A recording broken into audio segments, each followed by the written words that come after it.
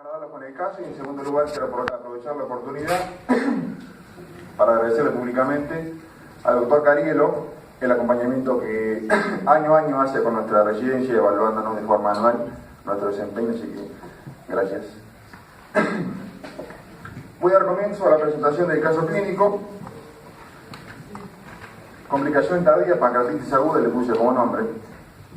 Enfermedad actual, paciente masculino de 71 años de edad que ingresa derivado de otra institución por cuadro de pancreatitis aguda complicada de 10 días de evolución. Se pone en contacto un médico de una ciudad próxima a La Plata para comentarnos el caso y, por supuesto, decidimos aceptar el caso sin demasiadas vueltas. Ingresa el paciente con un quick SOFA de 0 de 3, lúcido sin alteración del sensorio, normotenso y euneico.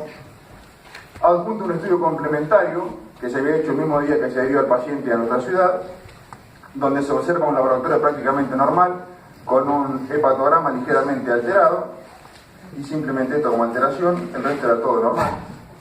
Al examen físico era un paciente delgado, sin reacción peritoneal, con dolor abdominal leve, simplemente en epigastrio, ayunado desde hacía 10 días, por lo cual rápidamente se coloca una calle en tocho para alimentación enteral, ya que el paciente tenía intolerancia a la vía oral por vómito. Se hace una ecografía cuando ingresa el paciente a la guardia. Se observa un líquido libre perihepático, la vesícula con múltiple litiasis de paredes finas, y en región pancreática se aprecia una colección líquida, como datos positivos. Habiéndose realizado la ecografía, se decide completar, por supuesto, la evaluación del paciente, ya que hacía 10 días que venía evolucionando de este cuadro, con una tomografía computada con contraste.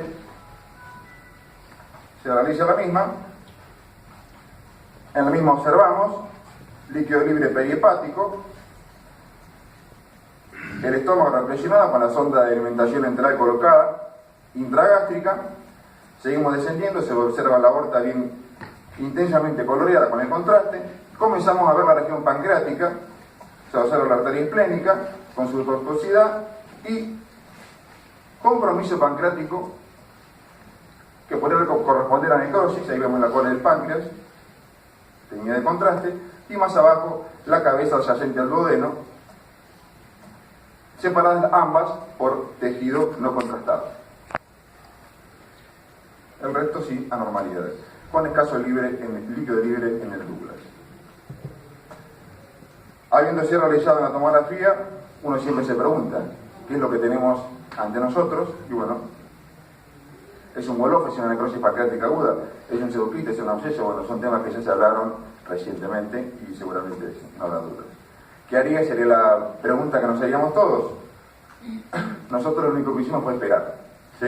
Era una evolución muy reciente, así que se dejó el paciente internado. El tercer día hace una interrecurrencia clínica, inicia con disnea, se interconsulta clínica médica, el paciente presentaba una fibrilación auricular, con lo cual es medicado con emedoral y bisocolol. Al cuarto día de internación, el paciente está en SIRS, con buena tolerancia a la alimentación enteral, un quick SOFA de 0 de 3. SIRS, ¿por qué? Porque tenía 2 registros febriles mayores de 38 y una leucocitosis de 14.000 como datos positivos.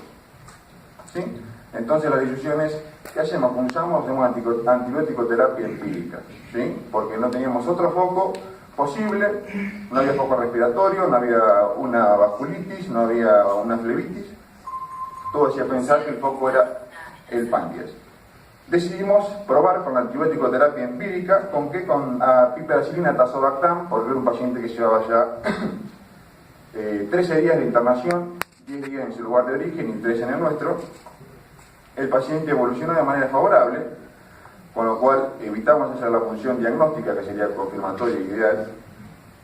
El paciente está en buen estado general, tolera la alimentación enteral, sin SIRS, quick SOFA 0 de 3, laboratorio con un descenso de la leucocitosis marcada, a la fecha 9º día con 11.600 blancos y el abdomen sin dolor. Hasta acá veníamos bárbaro. El 10º día, paciente nuevamente en SIRS, tolera la alimentación enteral, afebril, se retira la calle en tocho y se inicia alimentación oral, retirando la calle en tocho con una dieta blanda y un complejo proteico que se descubre en la marca comercial del complejo. ¿Puedo hacer una pregunta? ¿Cómo no? El antibiótico que colocaron, Sí. ¿lo colocaron con un criterio de profilaxis o con un criterio de tratamiento? No, con un criterio de tratamiento empírico. Y la pregunta es, ¿el antibioticoterapia como tratamiento de la necrosis pancreática infectada?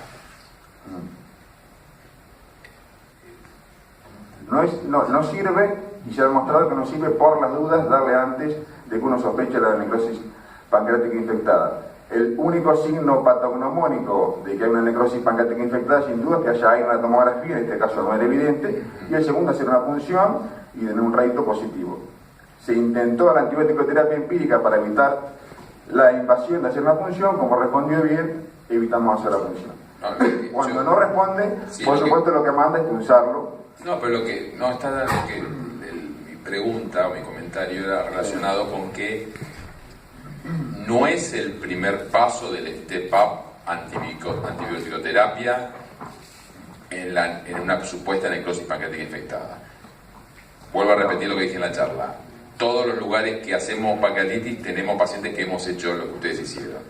Posiblemente en un futuro sí sea el primer paso, pero hoy 2016 no lo es.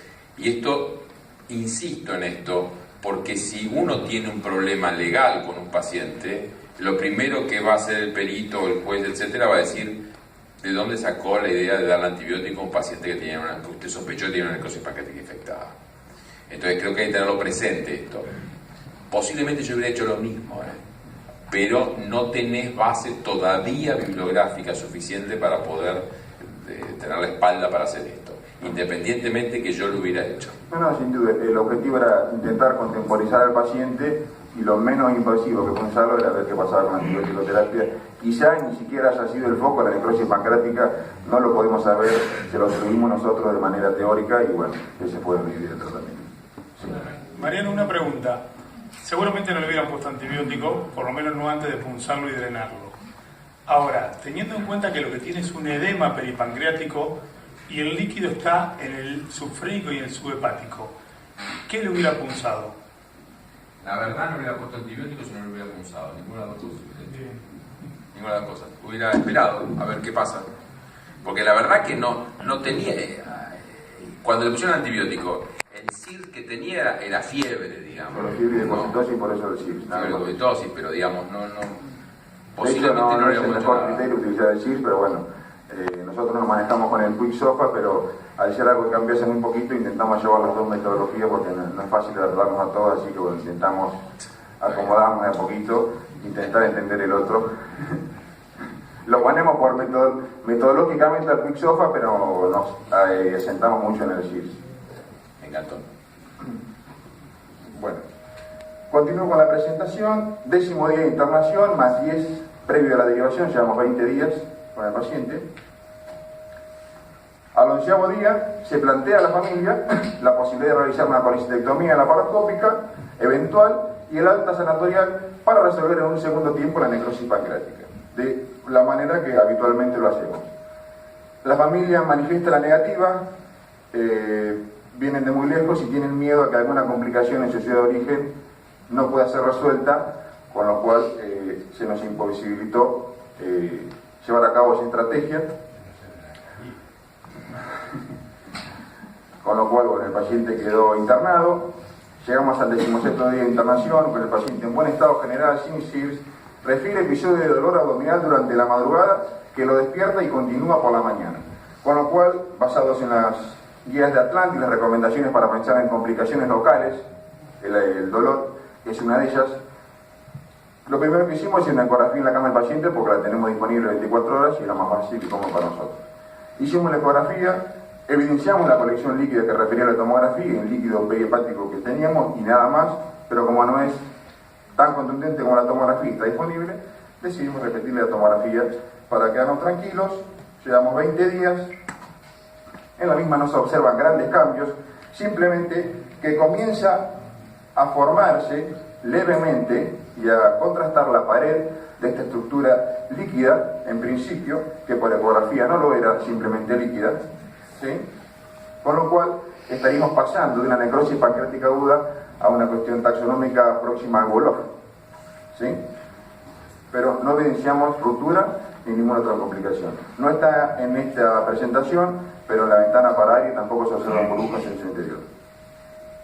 El resto del estudio no tiene anormalidades.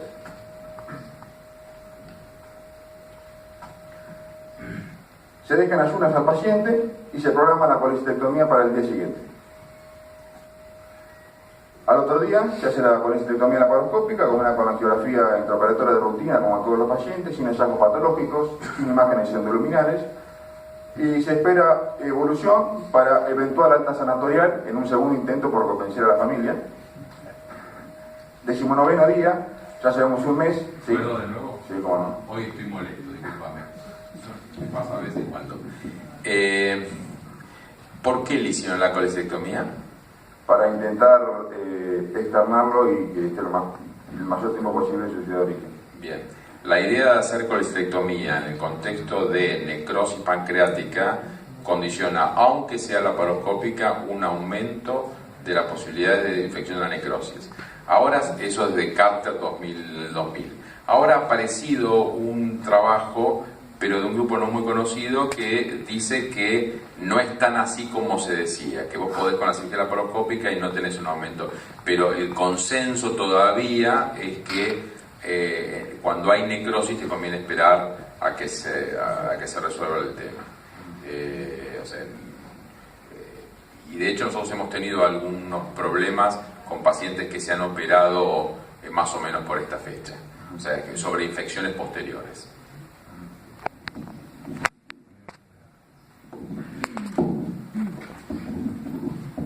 Quizás una de las, no sé, no conozco el caso, la decisión que lo ayudaron, lo apuraron a tomar la decisión es un problema ahora ya netamente que a veces nosotros lo tenemos, económico.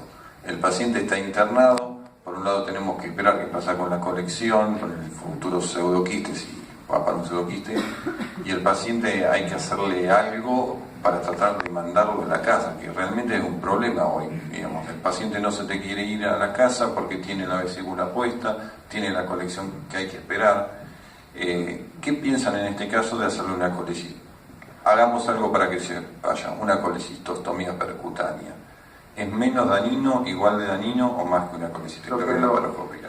Nuestro concepto de la colecistectomía percutánea creo que no tendría lugar.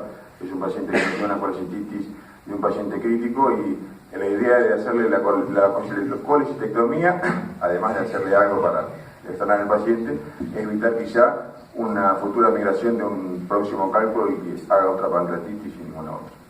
¿Sí? En nuestra institución se trabaja cama muy caliente, los pacientes están internados muy pocos días y bueno, quizá el vértigo de trabajar de esa manera hace que tomamos estas conductas en algunos casos y bueno, quizá no sea lo mejor. ¿Cuál fue la interpretación del dolor ese que tuvo? No tuvimos un hallazgo al cual pudiéramos atribuir la causa del dolor, simplemente como se hizo presente, sospechamos una complicación que puede haber sido la rotura del quiste, otra complicación, otra pancreatitis, y bueno, era mandatorio para nosotros hacer otra imagen y no tuvimos datos positivos.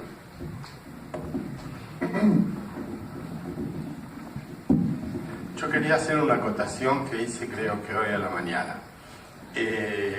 Realmente la cirugía tiene unas características y sobre todo el ejercicio de la cirugía en distintos lugares, en un lugar privado como el que estás vos, en otros lugares donde el contexto es como en el público totalmente distinto, en los hospitales de comunidad que es distinto, motivo por el cual se ha empezado a ver que nosotros estamos utilizando para hacer los trabajos que generan evidencias un tipo de metodología científica que viene de la industria farmacéutica y de la investigación clínica, donde darle un comprimido a un sujeto o hacerle un inyectable es un acto que no tiene demasiadas variantes, se haga donde se haga. Es por eso que ya va a ser pronto 10 años que en la Universidad de Oxford están trabajando en el Colegio Bailey con un proyecto, que es el proyecto que se conoce como IDEAL, que piensa reformular toda la investigación y generación de evidencias en cirugía. Lo tuyo es aceptable en tu contexto, Por eso hay que ser mucho más laxos en la fijación de guías, porque las guías generalmente se hacen respecto de trabajos que se hacen en medios, algunos que tienen todo lo que hay que tener y otros que tienen innovaciones que solamente ellos tienen. Y entonces después terminan haciendo una guía y pasa lo que, por ejemplo, pasó con el Hospital Gutiérrez, que terminaron resolviendo un caso bien con sus posibilidades.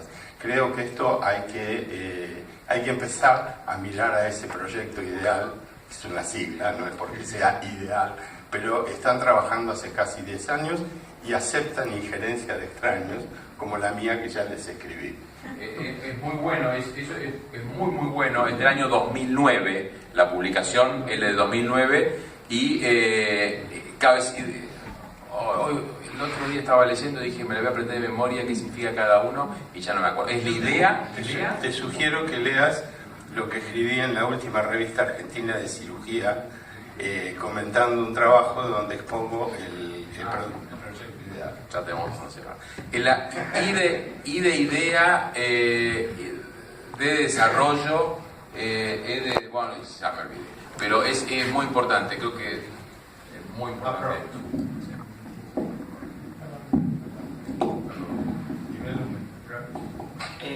¿Alguien del público quiere opinar del doctor Rodríguez? Sí. No, yo quería preguntar cuando... Le paso el micrófono así lo escuchamos todos, profesor.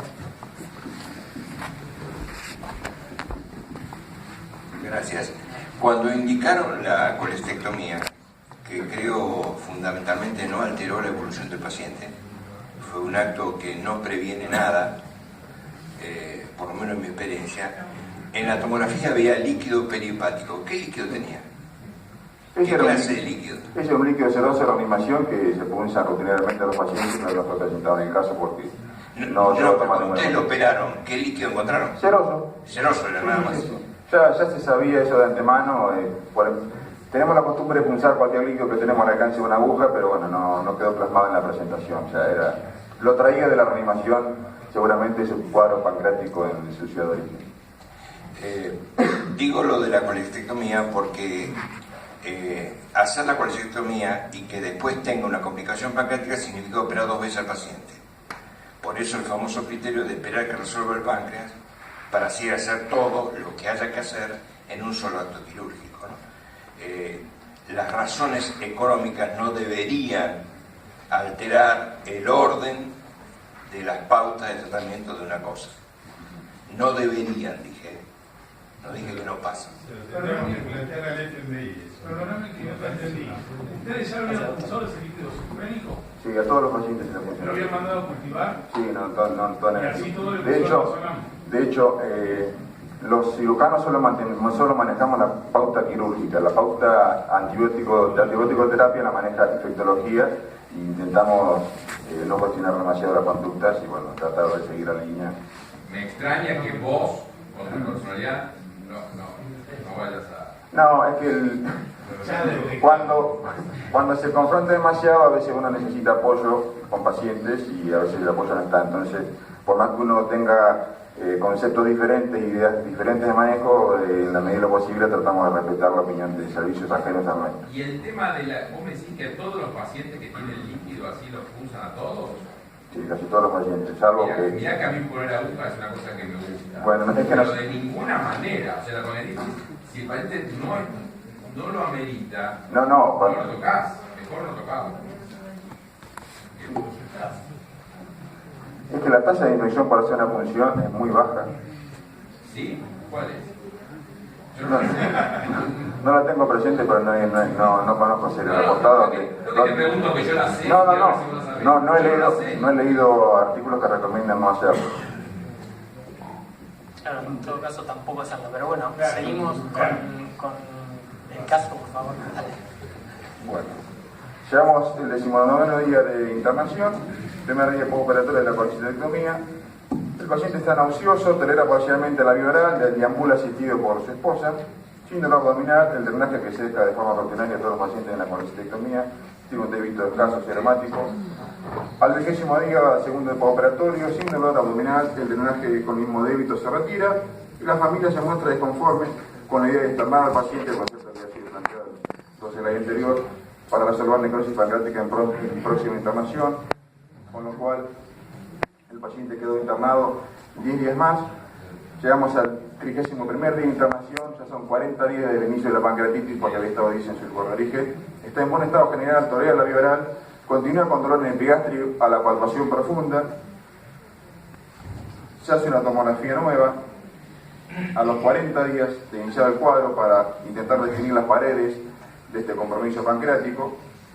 En la misma tomografía se evidencia el líquido libre que todavía estaba presente y ya las paredes que captan claramente el contraste endovenoso. Acá la vemos presente. ¿Sí? Entonces ya estaríamos en condiciones claras de hablar de un bulldog, ya que por la tomografía era heterogéneo con ecos en su interior. Simplemente eso, con lo cual se realiza la ecografía que confirma nuevamente los ecos que habían sido vistos anteriormente en la cama del paciente. Se deja el paciente en ayunas y se programa la cirugía para el día siguiente. Al otro día se realiza la cirugía.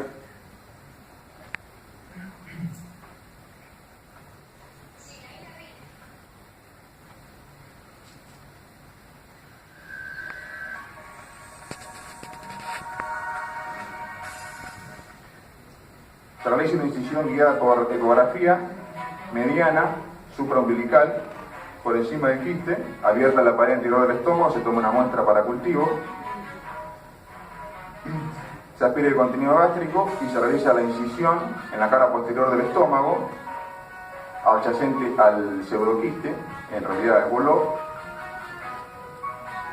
Se aprecia la salida de abundante contenido que se aspira. Aquí se ve la pared posterior del pseudoquiste, la anterior del pseudoquiste, la posterior del estómago y la anterior, referidas. Y se da inicio a la confección de una quistogastroanastomosis con puntos referidos para posteriormente llevar a cabo la necrosectomía.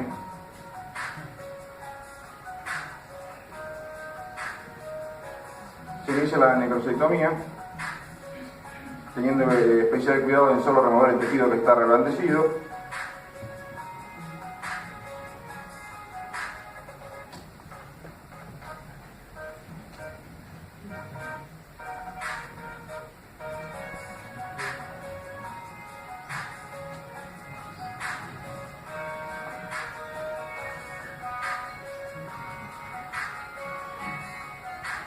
Bueno, un problema técnico en el video.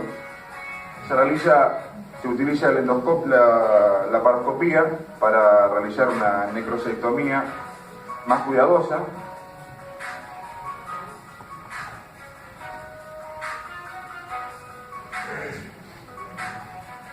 Ahí se evidencia la necrosis pancreática, que se remueven cuidadosamente con una Fester para apreciar posibles siglos de sangrado, que es una complicación de hacerla.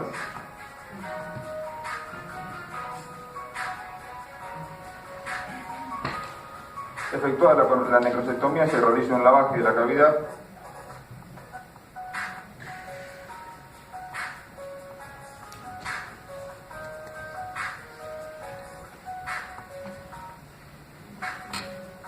Y tenemos la pieza de necrosis pancreática que se trae.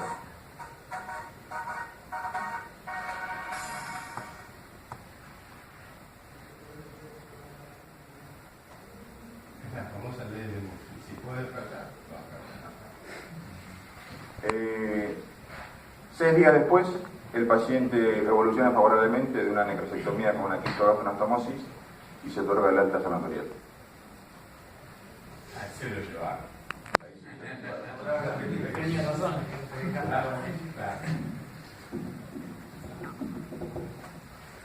Yo quiero hacer un solo comentario que no tiene que ver con el caso, que lo resolvieron bárbaro y es muy ingenioso lo que ustedes hicieron, y sí defender un poco la posición. Yo no tengo una relación con esta residencia, pero como evaluador de la facultad la he visto nacer. Es una residencia que tiene pocos años, que se ha hecho su lugar en un lugar privado, que no es nada fácil, que ha hecho relación con muchos servicios. Pienso que por eso van con con pies de plomo en muchas cosas, han logrado tener algo que a mí me costó mucho tiempo hacerlo en un lugar público, es tener un ecógrafo, usarlo los cirujanos y trabajar con el ecógrafo como si fuera la quinta pata de la semiología. Así que quería hacer público la felicitación a todos y básicamente al expositor, porque como dijo el doctor Jiménez recién, tiene una personalidad y una pasta de cirujano muy especial. Felicitaciones por el caso. Bueno, ¿Habrá alguno que lo quiera comentar?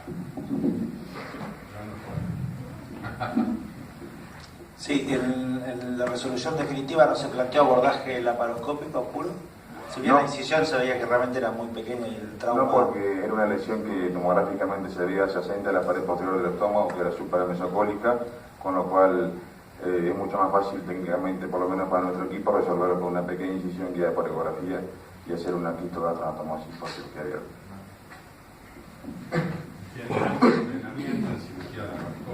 Sí, pero bueno, en estos casos la vía laparoscópica la hemos reservado para procesos inframesocólicos que quizá protruyen por debajo y bueno. Al contrario, creo que era el mejor caso para abordarlo por laparoscopía. Quizás un poco la influencia, no sé quién fue el cirujano actuante, si fue Canullano, ¿no? De la Ferici, que describieron esta técnica de hacer estas anastomosis así. Este era el mejor caso para hacerlo para la laparoscopía porque tenía el muñón pancreático distal probablemente desconectado porque toda la necrosis era del cuerpo y del cuello y tenía muy buen muñón distal. Si uno quizás hubiera hecho otro tipo de procedimiento no quirúrgico, hubiera tenido a la larga recurrencia porque probablemente tenga el muñón pancreas del virsum desconectado y eso va a tener constantemente siempre flujo. Y para hacerlo por laparoscopía, estos son los más ideales porque era lo que vos decías, abombaban y la cara posterior gástrica, vos le abrís el estómago por cara anterior y te queda servido de pechito el quiste, que se le puede poner una o dos suturas mecánicas y después cerrás la cara anterior del estómago y la verdad que andan muy bien y quizás, digamos, lo que yo a este paciente, no sé qué opinan el resto, no le hubiera ofrecido el tratamiento endoscópico por lo que decía recién del muñón, digamos, pancreático desconectado, que sabemos que va a tener, digamos, constante fluido de cosas y si en algún momento se le retira el stent o los catéteres, quizás tengamos recurrencia del pseudoquiste.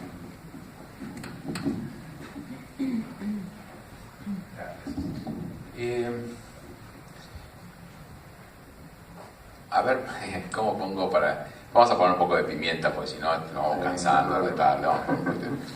No hay problema. ¿Y por qué lo trataron?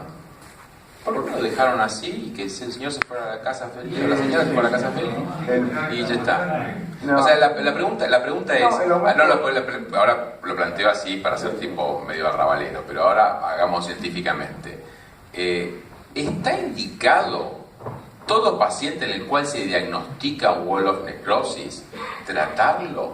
¿Porque se pueda tratar? No, por supuesto Yo creo que no. La evolución ya está descrita en el 2012, ha sido por lo menos lo más actual que yo he leído con lo que seguimos la conducta, y claramente son 4, o se infecta o resuelve, o sigue pero presente, y si no se complica no hay que hacer nada porque alguna de las resoluciones puede ser que se reabsorba o que no pase nada. En este caso, le adjudicábamos esos episodios reiterados de dolor y de dispepsia al paciente, ya que una de las complicaciones locales de la pancreatitis es la disfunción gástrica. Se lo atribuimos en parte a este proceso necrótico que hay adyacente al estómago, con lo cual por eso decidimos hacerlo. No, esta no me convenciste. Yo creo que querían probar la técnica esta. Pero está bien, pero lo que quiero decir como concepto importante es, para llevarnos de hoy y de acá, más allá de los casos y todo, que es divertido, es la wall of necrosis, porque se diagnostique no hay que tratarla. Y si el paciente no tiene síntomas concretos, una dispepsia en realidad puede ser hasta por un colon irritable que tenga la buena señora o la señora. O sea, yo no le creo que la indicación, yo no lo hubiera operado cuando lo operaron la vesícula y no lo hubiera hecho el tratamiento de la wall of necrosis. Por ahí hubiera andado mal. De hecho, vos lo operaste el día 18 y no se sobreinfectó. O sea, vos podés decirme, ¿ves que no se sobreinfecta? Y no, Bueno, yo te puedo decir, si sobreinfecta el 10%, tenés 90% que no se te En sobreinfecta. todo caso sería un reporte de caso y la implicancia científica es nula. Simplemente es una presentación No, de caso. pero los trabajos se hacen caso a caso, o sea que no está mal. Pero lo que quiero decir como concepto es, a ver, si el hecho, porque de hecho, vos fijate, vos en cierta manera sos como mi mujer, porque me dices ciertas cosas para decir unas cosas y que no son ciertas. Por ejemplo, me dijiste, lo operamos en el día 18 porque se tenía que ir, y se quedó hasta el 31, se lo hubiera operado el 31 y me lo tocado todo feliz. Porque queríamos que se vaya, que es diferente. Ah, bueno. Yo lo dije así. Bien. Queríamos que se vaya, queríamos internar al paciente porque no considerábamos que era prudente tenerlo internado 40 días al paciente con los riesgos que tiene cualquier paciente internado. Bien. Pero bueno, fue imposible. Entonces, creo que es un caso interesante. Pero, tres cosas finales. Creo que es un caso interesante. Creo que hay que insistir en no operar pacientes con necrosis no infectada en la vesícula antes de las 6 semanas, porque están todas las guías, están todas las cosas, y porque hasta el momento es el gold estándar. Tercero, no operar por ninguna vía wall of necrosis que no tengan síntomas claros. Y cuarto es, nunca voy a entender cuál es la fascinación, porque me pasa lo mismo con mis residentes y mis fellows, con el Cochrane. Cochrane yo lo odio al Cochrane. No, la única pero fascinación es pero que lo es aman, la- mis residentes y Es mis que es la fellows lo última aman. actualización que hicimos ¿Por qué? nosotros. Porque sabes de calor, ¿eh? La única fascinación es que es la última actualización que hicimos, que detectamos y con la cual nos... No, pero te digo desactivamos. broma, porque yo, a Cochrane no me gusta, porque claro, cuando está, ya es tardío. Y entonces te cuentan con un dogma de fe, cosas que en realidad ya no están haciendo. Entonces, pero... De hecho, cuestiona mucho el tratamiento endoscópico y dice que los datos también no son contundentes a la hora de tratar de manera endoscópica los wall necrosis. Pero bueno, son conceptos que no me han quedado claros al leer esta guía, pero nada, simplemente a modo de comentario, por ahí alguien lo puede aclarar un poco mejor. Yo en realidad le voy a contestar al doctor Jiménez. Cochrane, el secreto de Cochrane sería escribir para Cochrane, porque te pagan para hacer lo que te gusta y te dan una biblioteca inmensa para leer todo lo nuevo. Pero leer Cochrane no es bueno porque siempre está viejo. Cuando se consolidó, aparece Cochrane. Quiero igual felicitarte y como a todos los residentes que presentaron los casos, tuvieron buenos, aprendimos. Y la verdad lo felicito por ponerse adelante de estos genios que yo no sé si me animaría. Muchas gracias, los invito a un café, a este le pago yo.